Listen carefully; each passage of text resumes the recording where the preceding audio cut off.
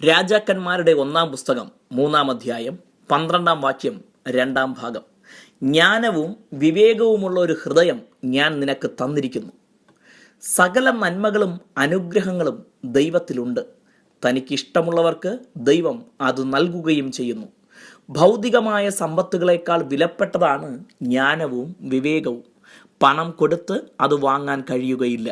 ദൈവത്തിൽ നിന്ന് അത് പ്രാപിക്കാനായാൽ അതേറ്റവും മഹത്തരമായിരിക്കും. അനുഭവങ്ങളിൽ നിന്നും പുസ്തകങ്ങളിൽ നിന്നും ഗുരുക്കന്മാരിൽ നിന്നുമെല്ലാം ജ്ഞാനം സമ്പാദിക്കാനാകുമെങ്കിലും ദൈവത്തിൽ നിന്ന് പ്രാപിക്കുന്നത് ഏറ്റവും ശ്രേഷ്ഠമായിരിക്കും.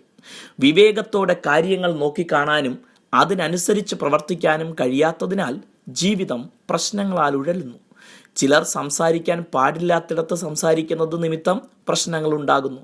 ചിലരാകട്ടെ വേണ്ടയിടത്ത് വേണ്ടതുപോലെ സംസാരിക്കാത്തത് നിമിത്തം പല വിഷമങ്ങൾക്കും കാരണമായി തീരുന്നു.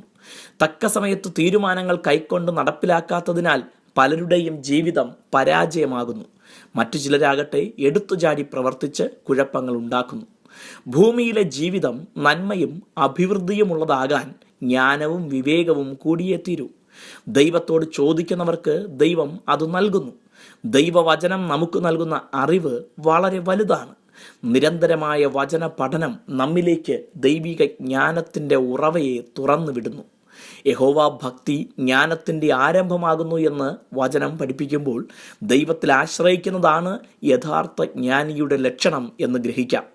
സർവജ്ഞാനിയായ ദൈവത്തിൽ നിന്ന് പ്രാപിക്കാനുള്ള വാഞ്ച നമുക്കുണ്ടായിരിക്കട്ടെ. ദൈവം നിങ്ങളെ അനുഗ്രഹിക്കട്ടെ.